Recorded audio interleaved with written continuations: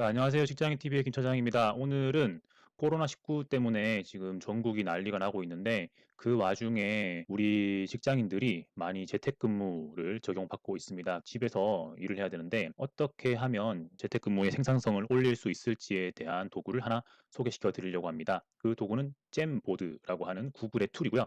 일단 시작하겠습니다. 코로나 바이러스가 이렇게 생겼어요. 이게 왕관 모양으로 이렇게 동그랗게 이렇게 뾰족뾰족 생겼다고 코로나 바이러스고, 지금 2월 24일에 발표된 집계 통계를 보면은 확진자가 계속 늘어나고 있어요. 이때 당시에 600이었는데 지금은 700을 넘고 800을 넘고 계속 그러고 있습니다. 아마 진정되는 데는 시간이 조금 더 걸릴 거라고 생각이 되고요. 다들 너무나 고생을 하시는데 얼른 좀 잠잠해져야 될 텐데 말이죠. 여러 매체에서 소개되고 있기는 한데 출근하지 말고 재택하세요. 코로나가 바꾼 기업 풍경이라는 이런 기사에서 나온 재택근무가 많이 시행이 되고 있고, SK텔레콤이 대기업 최초로 전 직원이 재택근무를 시행키로라는 기사가 오늘 아침에 나왔습니다. 그래서 이만한 회사에서 전 직원이 재택근무를 하게 되면은 이 회사는 재택근무 전과 후에 회사의 업무 방식이나 분위기가 분명히 달라질 거거든요. 그 분위기가 어떻게 바뀌는지에 대해서도 한번 이야기를 해보고, 아까 말씀드렸던 젠보드의 사용 방법에 대해서도 한번 이야기해 보겠습니다. 삼성도 마찬가지인데 삼성은 직원들을 지켜라 라고 했는데 임산부가 재택근무를 해요. 마른 기침이나 비말로 전파가 될 수 있다고 하면 임산부의 가족도 재택근무를 해야 되지 않나? 라는 생각도 하고, 어쨌거나 SK와 삼성에서 재택근무를 시행을 한다. 이제 우리나라에서 제일 큰 기업들부터 시작을 한다라는 거고, 제약회사도 이렇게 재택근무를 많이들 시행을 하고 있습니다. 왜냐하면 저희는 이제 영업사원들을 담당자라고 하는데 이 담당자들이 드나드는 곳이 병원이고, 병원은 지금 우리나라에서 가장 위험한 곳들 중에 하나이기 때문에 이런 직원들의 건강을 보호하기 위해서 재택근무를 시행을 해요. 병원으로 출장이 잦은 제약회사의 마케터 혹은 전 직원들도 재택근무를 시행을 합니다. 그래서 저희도 지금 재택근무를 실행하고 있습니다. 코로나19가 업무 환경을 분명히 바꿀 텐데 어떻게 바꿀까를 한번 생각을 해봐야 돼요. 코로나19가 계속 천년만년 계속 가진 않을 거잖아요. 그러면 이게 좀 사그라들고 나면은 이 전에 일하던 방식과 앞으로 일하는 방식이 분명히 바뀔 텐데 어떤 게 바뀌게 될지 한번 생각을 해보면, 굳이 사무실에서 얼굴을 봐야 하나? 라는 생각을 할 수 있습니다. 회사가 사무실을 건물에 차리고 거기에 임대료를 줘가면서 직원들이 노력과 에너지를 써가면서 거기까지 가는 이유가 가서 직원들하고 얼굴을 보고 이야기를 한다 라는 게 어떻게 보면 제일 크거든요. 사무실에서의 업무의 절반은 아마 미팅이라고 봐야 될 것 같아요. 그럼 이런 미팅을 하기 위해서 사무실에 간다고 생각을 해도 무방한데, 코로나19 때문에 사무실 나오지 마, 재택근무를 해 라고 하고, 그리고 뭐 일주일, 이주일, 뭐 길게는 한 달 이런 식으로 예를 들어 재택을 했다고 쳤는데 업무가 잘 돌아가야 할 거잖아요. 어려움은 있겠지만 사람은 적응하기 마련이니까 조금만 지나면 이제 적응을 할 거란 말이죠. 재택에 적응을 해버리면 굳이 출근 시간 1시간, 퇴근 시간 1시간 그렇게 가서 회의를 하고 사람들 얼굴을 보고 이렇게 해야 되나? 회의실도 없는데? 라고 이제 생각을 할 수 있겠죠. 그리고 회사도 직원들이 얼굴을 안 보고 미팅을 해도 이게 일이 더 돌아가면 굳이 임대료를 줘가면서 뭐 2층, 3층 이렇게 쓰는 회사들 같은 경우에는 이걸 한 층으로 줄이고 뭐 돌아가면서 재택을 하든지 이런 식으로 해도 되잖아요. 아마 업무 환경 자체가 바뀔 수도 있다 라는 부분, 그리고 이렇게 업무를 제대로 굴리기 위해서는 얼굴을 보고 이야기할 때 활용하는 여러 가지 미팅 도구들이 있잖아요. 화이트보드라든지 포스트잇이라든지 이런 것들이 있을 텐데 그런 것들에 대한 미팅 도구들이 점점 더 사람들이 더 잘 다루고 더 활성화되겠죠. 어떤 분들은 나는 디지털 잘 몰라, 아이패드 잘 몰라 이러면서 핸드폰에 이메일을 동기화시키지도 않고 카카오톡 확인하지도 않고, 저희는 행아웃이라는 구글의 메신저 앱을 쓰는데 거기에 보면 화면 공유라든지 화상 채팅이라든지 얼굴을 보고 이야기하는 다자간의 회의라든지 이런 것들이 다 가능한데, 그거를 자기는 모른다, 바쁘다 라는 이유로 그런 것들을 굳이 피했던 분들이 분명히 계실 거예요. 근데 이런 분들도 한 달씩이나 이걸 안 할 수는 없거든요. 그러면 이제 그런 분들도 이런 것들에 익숙해지게 되겠죠. 그러면 더욱더 저항이 떨어지니까 굳이 얼굴을 봐야 하나 하는 상황이 생길 수 있습니다. 두 번째로는 사람의 생산성에 대한 근본적인 질문을 아마 사람들이 하게 될 텐데요. 적게 일하고 많이 버세요라는 컨텐츠에서 말씀을 드렸던 건데, 우리가 월급을 팍팍 올릴 수는 없잖아요. 그런데 시간당 임금을 높이는 방법이 있잖아요. 일하는 시간을 줄이고 일하는 시간의 생산성을 끌어올리면 이런 부분들은 올라갈 수가 있거든요. 예를 들어서 이 출퇴근 시간이 업무 시간이라고 생각을 했을 때 출퇴근 시간 2시간을 빼면 생산성이 얼마나 올라가겠어요. 내가 10시간 일하고 10만 원을 받는다고 하면 생산성이 1시간당 10,000원이 되는데,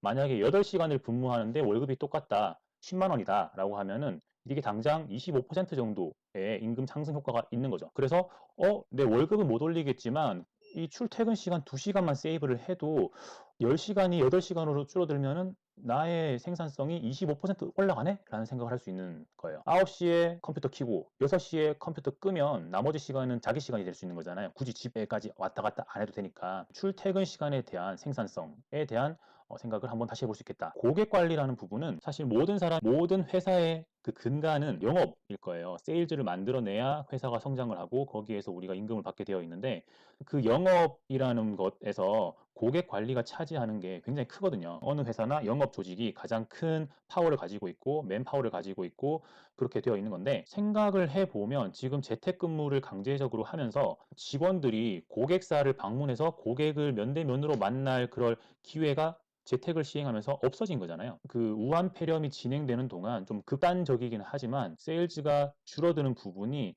이 휴먼 리소스가 기여했던 부분이라고 볼 수도 있는 거죠. 만약에 업계의 특성상 직원들이 방문 하나 하지 않으나 세일즈의 플러체이션이 크지 않다. 라고 한다면은 이 사태가 다 끝나고 고객 관리를 위해서 이 휴먼 리소스들이 고객사를 방문하고 고객을 만날 거잖아요. 그러면 그때까지 이 코로나19 상황에도 불구하고 굉장히 스테이블했던 그 매출이 직원들의 활동으로 증가하지 않으면 회사 입장에서는 휴먼 리소스들의 생산성이 기여하는 게 이 정도였나? 라는 의문을 가질 수 있는 상황이 되는 거예요. 직원들이 방문을 재개해도 세일즈가 크게 늘어나지 않는다고 하면 이 휴먼 리소스들이 생산성에 얼마나 기여하는가에 대한 생각을 매니지먼트라면 해볼 수도 있을 것 같아요. 제 생각의 마지막으로는 회사에 대한 충성도인데 재택근무가 이 코로나 바이러스 사태가 발생이 되면서 이 재택근무를 다른 회사들이 하는 걸 보고 시작한 회사들이 있고 그거랑 상관없이 지금 이거 사태가 위중하다. 우리 직원들이 위험하다고 해서 다른 회사들 눈치를 보지 않고 당장 전격적으로 재택근무 시행을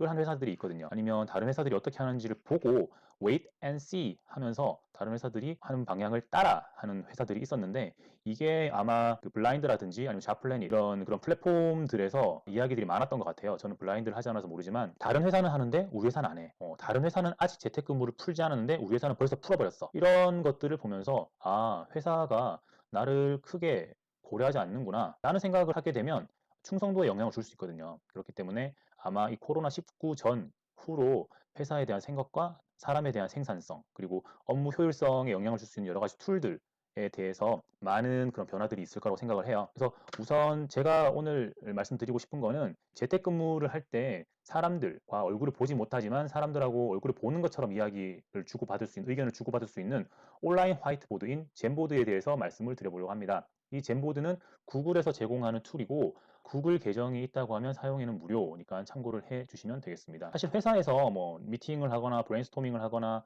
뭐 의사결정을 할 때 이런 것들 많이 하잖아요. 뭐 주제를 놓고 거기에 생각나는 것들을 아무거나 써봐라 라고 한 다음에 그 쓴 거를 가지고 구분을 해가지고 카테고리하고 거기에서 어떤 인사이트를 뽑아내는 활동들을 하는데 지금은 이거 자체가 안 되죠. 왜냐하면 재택하라고 했으니까 얼굴을 못 보잖아요. 이렇게 사람들이 얼굴을 못 보는 상황이기 때문에 워크샵 같은 것들을 할 수가 없습니다. 근데 앞서 보여드렸던 이 잼보드를 하면 100%는 아니지만 어느 정도 구성원들의 인게이지를 끌어낼 수 있는 그런 툴이기 때문에 저도 이 젠보드를 쓰고 있고 많은 사람들한테 알려지면 좋겠다 싶어서 소개를 드립니다. 자, 이제 젠보드를 실제로 쓰는 걸 보여드릴게요. 젠보드를 사용하기 위해서는 구글 계정이 필요하다고 말씀을 드렸었는데 크롬을 실행한 다음에 여기 왼쪽 편에 보면 앱 버튼이 있습니다. 여기에 들어가셔가지고 구글 드라이브를 실행을 하면 구글 드라이브 내부에 들어갈 수 있고 계정을 무료로 쓰고 있어도 사용하실 수 있습니다. 그래서 여기에서 New로 들어가서 하단에 More, Forms, Drawing, Mind Map, Sites 있는데 여기 젠보드가 있어요.